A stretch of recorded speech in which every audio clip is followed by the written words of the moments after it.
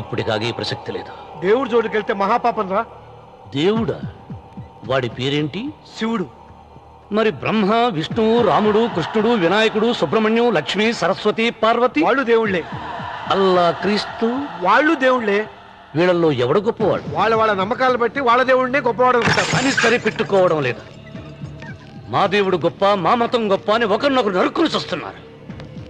నిజంగా దేవుడనే వాడుంటే కొంతమందికి ఎందుకు అన్నం దొరకడం లేదు? కొంతమంది చిన్న వయసులోనే విధవరాళ్ళు ఎందుకు అవుతున్నారు? కొంతమంది పరిశ్రమలోనే తల్లిదండ్రులు ఎందుకు పోగొట్టుకుంటున్నారు? అది వాళ్ళ కర్మ. కర్మ అంటే పూర్వజన్మలో చేసుకున్న పాపం. ఆ పాపం నుంచి నీ దేవుడు కూడా వాళ్ళని రక్షించలేడా? రక్షించలేడు. అటువంటప్పుడు నీ దేవుడికి పూజలు ఎందుకు చెయ్యాలిరా? కన్న బిడ్డల్ని సరిగా చూడలేని వాడు తండ్రి కాదు, అందరికీ అన్నం పెట్టలేని వాడు దేవుడు కాదు. వెంకన్న, నువ్వు సద్బ్రాహ్మణుడివి. వేదాలు చదివావు, ఉపనిషత్తులు చదివావు, పురాణాలు చదివావు. నేను ఏమీ చదువుకోలేదు.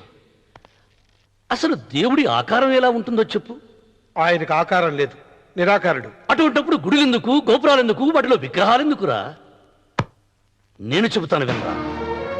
గాలి దేవుడు, అది మనం పీల్చకపోతే చచ్చిపోతాం. నీరు దేవుడు, అది మనం తాగకపోతే బ్రతకలేము. భూమి దేవుడు, అది లేకపోతే మనకు అన్నం దొరకదు. అమ్మా నాన్న దేవుడు, వాళ్ళు లేకపోతే మనం అసలే లేవు. చదువు నేర్పిన గురువు దేవుడు, కష్టంలో, నష్టంలో, సుఖంలో, దుఃఖంలో దగ్గరుండే స్నేహితుడు. స్నేహితుడు అంటే నువ్వు నాకు దేవుడివి. నీకు మొక్కుతాను రా, అంతేగాని ఆ నల్ల రాళ్ళకి రెపరెక్కి కాదు. అంటే గుడి మెట్లకి మొక్కే వాళ్ళంతా మూర్ఖులా? నైవేద్యం పెట్టి నమస్కారాలు చేసే వాళ్ళంతా పిచ్చివాళ్ళ? గుండు గీయించుకుని పొర్లు దండాలు పెట్టేవాళ్ళంతా అమాయకులా? అవును. ఒక గుడి చూపించి ఆ గుడిలో దేవుడు వరాలు ఇవ్వడు అని చెప్పు. ఆ గుడి మెట్లలో ఒక్క మెట్టు కూడా ఎవడో ఎక్కడ. నైవేద్యం పెడతారన్నావు కదూ, ఎందుకో తెలుసా? పెట్టిన క్షీరాన్నాలు, దద్దోజనాలు, పులిహోరాలు మనం మెక్కుతామని తెలిసి, అదే దేవుడు తింటాడని తెలిస్తే శనగ చెక్క, ఒక బెల్లపు ముక్క కూడా పెట్టరా. వెంట్రుకలు ఇస్తారన్నావు కదూ, దేనికి? మళ్ళీ ములుస్తాయన్న ధైర్యంతో గుండు గుట్టించుకున్నాక జన్మలో ఒక్క వెంట్రుక కూడా మొలవదు అని చెప్పు. ఒక్కడు కూడా గుండు గుట్టించుకోడు. ఒరే రావుడు, గీతలో శ్రీకృష్ణుడు ఏం చెప్పాడో తెలుసా? చిచి! 16,000 మంది గోపికలతో సరసం, 8 మంది పెళ్లాలతో కాపురం చేసిన కృష్ణుడు ఎలా వేల్పు? వాడు చెప్పిన గీత మన తల రాత. వెంకన్న, నా దృష్టిలో భగవంతుని పూజించే వాళ్ళు 2 రకాలు. భయంతో పూజలు చేసేవాళ్ళు, ఆశతో మొక్కేవాళ్ళు. పాపం చేశాం, ఆయనకు దండం పెట్టి చేసిన పాపాన్ని ఏదో ఒక రూపంలో హుండీలో వేసేద్దామనుకునే వాళ్ళు మొదటి రకం. మొక్కితే ఏదో దక్కుతుందని ఆశపడేవాళ్ళు 2వ రకం. నా భూమి నేను సొంతం చేసుకున్నాను కాబట్టి అది పాపం కాదా? భయం లేదు, ఏదో అయిపోవాలనే ఆశ, తపన నాకు లేదా? ఈ రామన్న చౌదరి నిన్న జరిగింది మర్చిపోడు, నేడు జరగాల్సింది వాయిదా వేయడు, రేపటి గురించి ఆలోచించడు. వాస్తుపురుషదేవతాభ్యో నమః. ధ్యాయామి, ధ్యానం సమర్పయామి, ఆవాహయామి,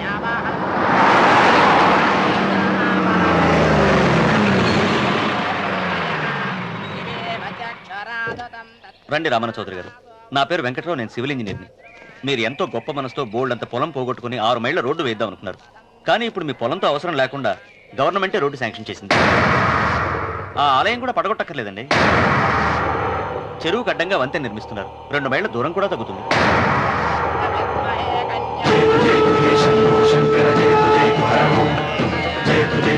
పాట వేయించడానికి నువ్వే వడివిరా, భగవంతుడే వేయిస్తాడు. అమ్మవారి ఆలయాన్ని నువ్వు తాకలేవు. పూలు వేయండి రామన్న గారు. ఆయన ఎవరు? జటాధారి స్వాముల వారు. నీకు తల్లిదండ్రులు ఉన్నారా? లేరు, చనిపోయారు. ఫోటో ఉందా? ఉంది.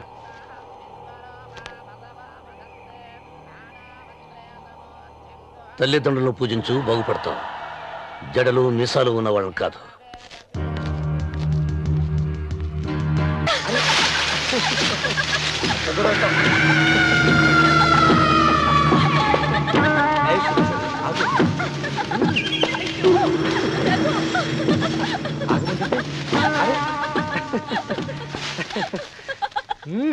రఘు, నా మాట విను.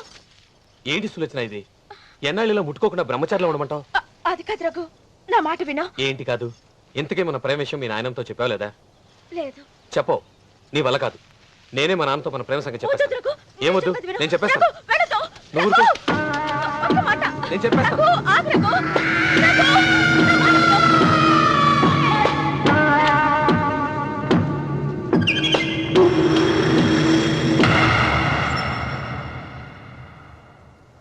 నువ్వా? నేనే. ఎందుకొచ్చావు? నువ్వు మా నాన్నని చెప్పిన రాక్షసుడివి అంటావు. వెంటనే వెళ్ళకపోతే నిన్ను చంపేస్తాను అంటావు కదమ్మా.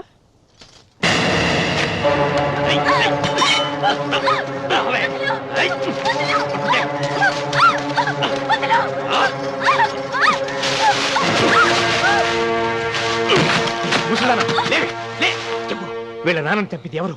నేనా? నేను చంపానా? నిజం చెప్పు. చెప్పు, ఎవరు చంపారు? ఎవరు చంపారు? చెప్పు.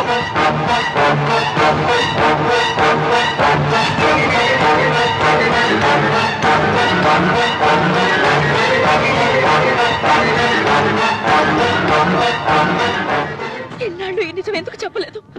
నీ ప్రాణం కాపాడడానికి. నీకు నిజం తెలిస్తే నిన్ను చంపేస్తాడేమోనని భయంతో నీకు చెప్పుండదు. పాపానికి ప్రాయశ్చిత్తం కావాలమ్మా. దానికి మార్గం నేను చెప్తాను. మనం ప్రతీకారం తీర్చుకోవాలి. నీకు రఘు దక్కేలా నేను చేస్తాను. నీ తండ్రి చావుకి పగ తీరేలా చేస్తాను. ఆలోచించు.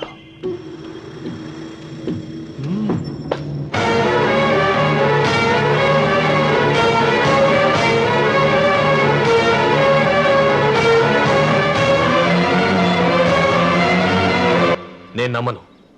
మా నాన్న దేవుడు. మా తాతయ్యకు జరిగిన అన్యాయానికి ప్రతీకారంగా పొలాలు స్వాధీనం చేసుకున్న మాట నిజమే, కానీ హత్యలు చేసే అంత దుర్మార్గుడు కాదు మా నాన్న. అందుకే చెప్పాను, నువ్వు నమ్మలేవు, నన్ను మర్చిపోమని. సులోచన, అదే నిజమైతే మా నాన్న నిలదీసి నిజమేంటో తెలిసాక ఆ ఇల్లు వదిలేసి వచ్చి నేను నిన్ను పెళ్లి చేసుకుంటాను. అది మహాప్రమాదం. మా మధ్యలో మాట్లాడడానికి నువ్వెవడవి? మీ నాన్న చేసిన హత్యకు 14 ఏళ్లు శిక్ష అనుభవించిన వాడిరా. నీకు నా మీద జాలి రావాలి, కానీ కోపం వస్తుందేంట్రా? మీ నాన్న మనస్తత్వం నాకు బాగా తెలుసు. నువ్వు నాగ సులోచన ప్రేమించుకున్నారని తెలిసిన వెంటనే వీళ్ళిద్దరిని చంపేసి వీళ్ల పొలంలోనే పాతి పెడతాడు. నా మాట విను, ఇంకేం ఆలోచించుకో. నా మాట విను.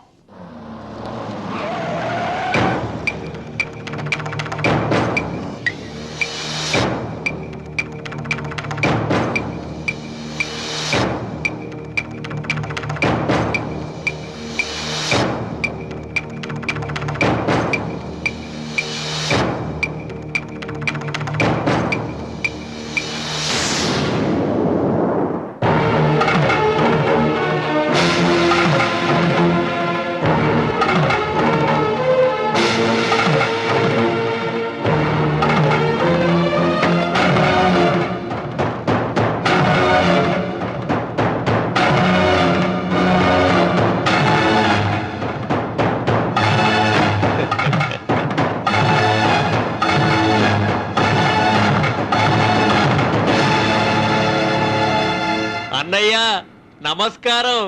వీధి గుమ్మం వైపుకైతే నువ్వు రావని పెరటి గుమ్మం వైపుకు నేనే తీసుకుని వచ్చాను. మీ నాన్న ఇచ్చే ముష్టి డబ్బుతో బ్రతికి నాగసులోచనని ప్రేమించావు. మీ నాన్న ఈ పెళ్లికి ఒప్పుకోడు కదరా అన్నాను. లేచిపోతామన్నాడు. లేచిపోతే మీ నాన్న పరువు ఏమవుతుందని నేనే దగ్గరుండి ఈ పెళ్లి జరిపించానన్నయ్యా. వాళ్ళ నాన్నను చంపిన పాపానికి ఈ మాత్రం పుణ్యం చేయాలి కదా. వాళ్ళ నాన్నని ఎవరు ఎక్కడ ఎలా చంపారన్నది నేను ఎవ్వరితో చెప్పలేదు. నీ బాధ నాకు అర్థమైంది అన్నయ్య, నీ బాధ నాకు అర్థమైంది. రేయ్, ఏంట్రా అలా చూస్తూ నిలబడ్డారు? వచ్చి కాళ్ళ మీద పడి ఆశీర్వాదం తీసుకోండి.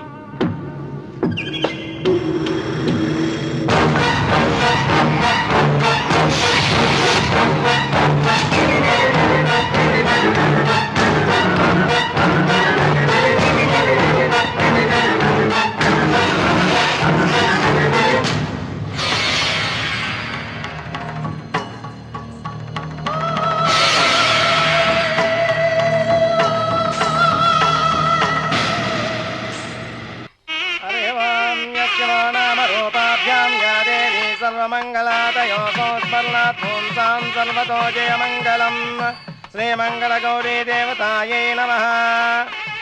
అమ్మా తమ రెండో కోడను కూడా తీసుకొచ్చి కూర్చోబెట్టండి. అలాగే. లంబోదరాంగ్రద్వయమంబగ శ్రీ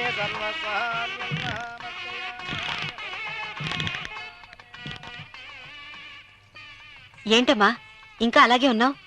నువ్వు ఈ పూజకి ఏర్పాటు చేయమంటేనేగా మీ మామగారికి ఇష్టం లేకపోయినా ఒప్పించాను. అందరూ వచ్చేసారు. చీర మార్చుకుంటా. నాకున్న చీరల్లో ఇదే మంచిది. నా దగ్గర పట్టు చీరను తీసుకో. మీరు కట్టి విడిచిందా? లేదమ్మా, కొత్త పట్టు చీర ఉంది. వద్దులేండి. పోనీ నగలైనా పెట్టుకోమా. మీరు పెట్టుకోక మిగిలినవా? కాదమ్మా, నా దగ్గర 7 వారాల నగలున్నాయి. దేవుళ్ళకి కావాల్సింది చీరలు నగలు కాదు, భక్తి. వస్తున్నాను, పదండి.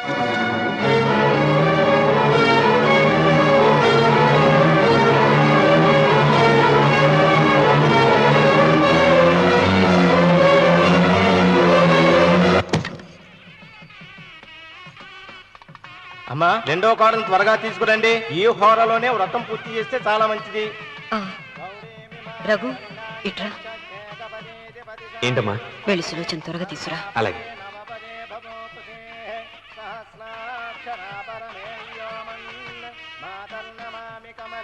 ఏముంది? రానుందమ్మా. ఎందుకని? ఎందుకని ఇంతమంది అడుగుతున్నారా? ఈ వ్రతం పెట్టింది ఎందుకు? నా పెద్ద కోడలు కోటీశ్వరరాలు, అందుకే 25,000 రూపాయల పట్టు చీర కట్టుకుని 10 లక్షల రూపాయల బంగారం ఒంటి మీద వేస్తుందని గొప్పగా చూపించి నా రెండో కోడలు ఏమీ లేదన్న నమ్మకానికి కదా. మాట్లాడక. అమ్మా, నీ కొత్త పట్టు చీర నగలు తనకివ్వమ్మా. ఇస్తానన్నాను రా, తానే వద్దంది. అయ్యో అయ్యో అయ్యో, ఎంత అబద్ధం! ఇస్తానన్నారా? మీరు ఇస్తానన్నారా? చూసారా చూసారా ఎంత అబద్ధం ఆడుతున్నారు? నీ మొహానికి ఈ నేత చీర వస్తున్నారు చాలే అల్లదు. నాగ సులోచన, మీరు అలా అన్నారని ఈ ఇంటి మూలంగా చచ్చిపోయిన మా నాన్న మీద ఒట్టేసి చెప్తున్నారు. మీరు మీ ఆయన మీద ఒట్టేసి చెప్పండి. నేను మా ఆయన మీద ఒట్టేసి చెప్తున్నా. ముత్తైదువులను పిలిపించింది పసుపు కుంకుమలు గాజులు ఇచ్చి పంపటానికి గాని, ఈ ఇంటి 4 గోడల మధ్య జరిగిన దానికి సాక్ష్యాలు రుజువులు ఇప్పించి పంపటానికి కాదు. నాగసులోచన, ఈ ఇంటికి 2 సింహద్వారాలున్నాయి.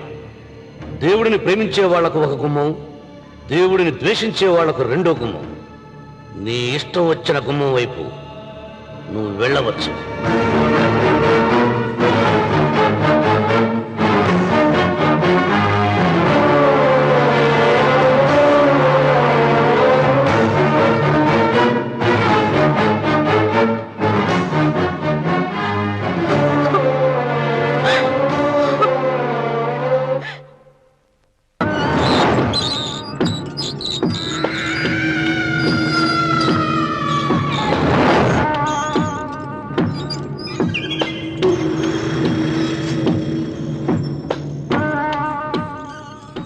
ఏమండి అటు చూడండి. పిచ్చిపోతే లేక నుంచి నువ్వు తిను మావయ్య. ఏ ఇంటికి నా కోసం వచ్చావు, నిన్ను నేను గౌరవించుకోవాలి కదా. అది మా నాన్న కూర్చుని ఉయ్యాల వల్ల. ఆహా, రేపు ఆయన చచ్చిపోతే ఎవరు కూర్చుంటారు? ఆయన బూడిద పోసి పెడతారా? సులోచన రఘు లేడు. ఎందుకు అలా అరుస్తారు?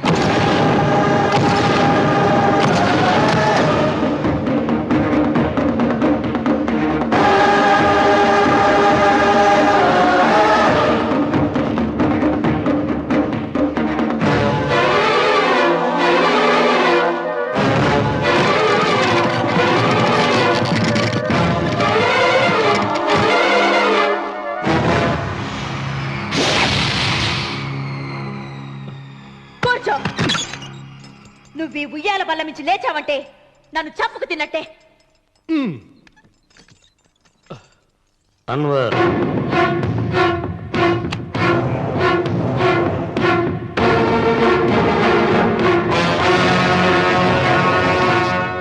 నువ్వు కూర్చో మావయ్య.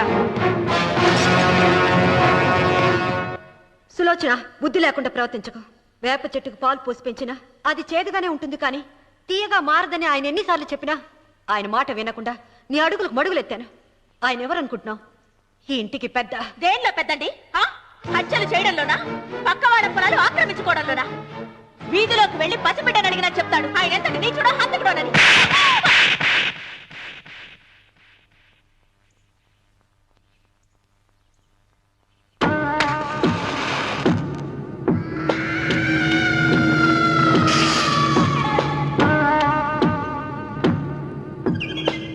అమ్మా నువ్వెన్నైనా చెప్పు, నా భార్య మీద చేయి చేసుకోవడం నేను సహించలేను. రఘు, అన్నయ్య నీ భార్య మీద చేయి చేసుకోవడం తప్పే, కానీ దానికోసం వాటాలు పంచమని చెప్పడం న్యాయం కాదురా. నాన్న అన్నయ్యని కూడా తన వాటా తీసుకుని వెళ్ళిపోమంటున్నారు. కావాలంటే